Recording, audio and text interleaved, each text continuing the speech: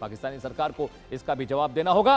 Demand number 5 आपकी screen पर आने जा रही है। जबरन गुमशुदगी पर रोक की मांग हुई है। जो जबरन लोग गायब हो जा रहे हैं, अचानक एक शख्स घर से निकलता है नौकरी करने के लिए और रात को घर नहीं लौटता, पता चलता है वो गायब हो गया है, फिर पता चलता है उसकी लाशें मिली हैं, फिर पता चलता है कि पाकिस्तानी सेना ने उन्हें मारा है।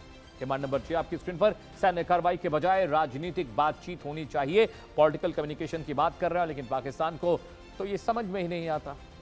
डिमांड नंबर 7 आपकी स्क्रीन पर आने जा रहा है। अगर पॉलिटिकल कम्युनिकेशन पता होता तो पीओके की हालत ये नहीं होती। निष्पक्ष चुनाव और मजबूत राजनीतिक प्रतिनिधित्व की मांग कर रहे हैं बलूची। पाकिस्तान ये भी नहीं होने देगा वहां पर। डिमांड नंबर 8 आपकी स्क्रीन पर आने जा रही है। दर्शकों, शिक्षा, स्वास्थ्य और रोजगार में बेहतर विकास की मांग बलूची कर रहे हैं। जो एक आम नागरिक अधिकार है, हक है, वो भी नहीं मिल रहा है उनको वहां पर। डिमांड नंबर 9 आपकी स्क्रीन पर आने जा रहा है। दर्शकों, मानवाधिकार की सुरक्षा और जवाबदेही की बात भी वहां के बलूची कर रहे हैं, लेकिन पाकिस्तान सरकार इस पर भी मौन साधे हुए है, चुप्पी साधे हुई है, वो मौन पर सवार है। डिमांड नंबर 10 आपकी स्क्रीन पर, कुछ राष्ट्रवादी संगठन पाकिस्तान से पूर्ण आजादी चाहते हैं और कुछ उस पर बातचीत भी। डिमांड नंबर 11 आपकी स्क्रीन पर आने जा रही है।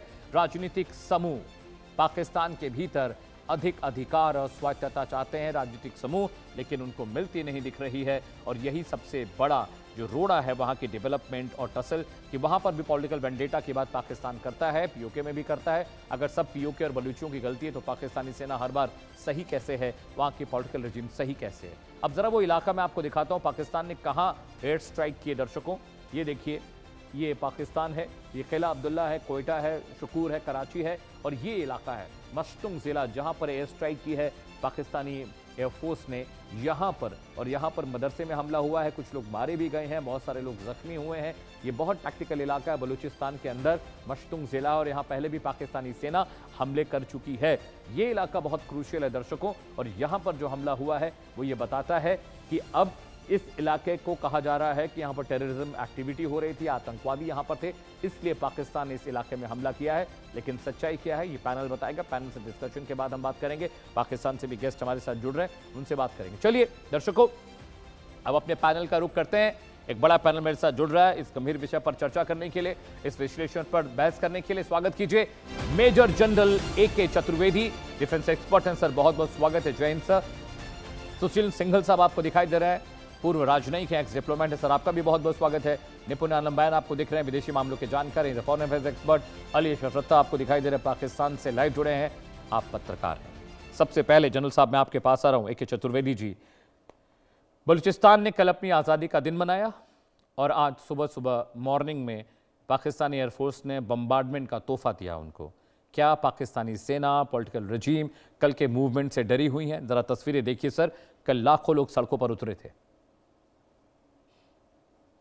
देखिए, जो पाकिस्तान है वो उन देशों में शामिल हो गया है जिन्होंने अपने ही लोगों पर हमले बम बरसाए हैं, जैसे कि म्यांमार है, लीबिया है, सूडान है, सीरिया है। इन लोगों ने अपने ही लोगों पर बम गिराए, जिसमें कि रशिया भी आता है, जिसने कि पहले चेचेन वगैरह पे हमला किया था। तो एक तो ये चीज़ है। दूसरा, क्या 1947-48 से जब से आज़ादी हुई, क्या वो बलूचियों को अपना हिस्सा मानते हैं? पहले तो अमीर कला जो थे, जिन्होंने ये था कि वो नहीं पाकिस्तान में जाना चाहते, तो ये कहा था कि हम उनकी आज़ादी की रक्षा करेंगे, लेकिन फिर बाद में उनको धमका धमकू करके किसी तरह से पाकिस्तान में मिलाया गया।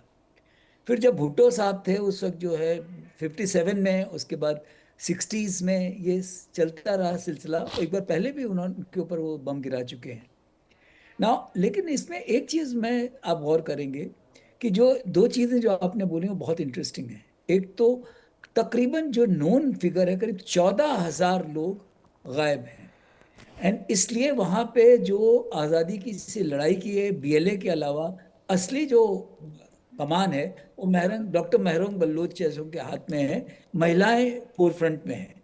जब महिलाएं फोर फ्रंट में हैं तो ये अपने आप में एक बहुत बड़ी बात बन जाती है जी। कि वो अपना हक मांग रहे हैं ना। इसमें जो एक और चीज़ गौर कीजिए, जो मुझे इसमें थोड़ा सा शक है कि एक तरफ BLA और जैसे ऑर्गेनाइजेशन है वो आज़ादी की डिक्लेयर कर रहे हैं, दूसरा महरंग बलोच आपने जो डिमांड दिखाई जिसमें कि वो विद इन पाकिस्तान स्वायत्तता की बात कर रहे हैं, ज़्यादा ऑटोनॉमी की बात कर रहे हैं। जी। और जो जहाँ तक पाकिस्तान का इनके लिए है। आप देखिए उनके जो जो मिनरल्स हैं, जो भी उनका है उस पर वो कब्जा करते हैं। जो आप ग्वाडार पे वो कब्जा किया हुआ है कि जिससे कि जो से रेवेन्यू जनरेट होगा, जी। उसका उनको उसका कुछ नहीं मिल रहा। ना शिक्षा ना स्वास्थ्य, किसी भी चीज़ में बलूचिस्तान बहुत ही पीछे है। वो सबसे इनफैक्ट सबसे ज़्यादा रिच प्रोविंस है और सबसे ज़्यादा गरीब प्रोविंस है। तो पाकिस्तान जो है उनको सेकंड क्लास सिटीजन की तरह ट्रीट कर रहा है। उनके अकबर बुख्ती साहब थे, उनको तो तोप लगा के गुफा में छुपे थे तो उनको तोप लगा के उड़ा दिया। तो जिस तरह से लोगों को मारा है, महरूम बलूच के फादर को भी मारा गया है। तो वहाँ जितने भी हैं तो एक एक उनके पाकिस्तानियों के खिलाफ एक पंजाबी मुसलमानों के खिलाफ एक बहुत बड़ी अंडर करंट है। और वो जो है बलूचिस्तान ने कभी भी इस बात को एक्सेप्ट नहीं किया कि वो पार्ट ऑफ पाकिस्तान है। और आज जो ये कल जो हुआ है और ये जो मुश्तुम के आप बता रहे हो खटकुचा वाला, ये इसमें दो चीजें हैं। एक तो मैं इन ऑल फेयरनेस में एयरफोर्स को के लिए कहूंगा कि जब उन्होंने बम गिराया होगा तो उन्होंने ये सोच के नहीं गिरा होगा कि मदरसे पे गिरा रहे हैं। Hmm. It may be incident, जी। बिकॉज ये कहाँ लिखा हुआ है, ऊपर से कहाँ दिखता है कि भाई ये मदरसा है इसको छोड़ दीजिए।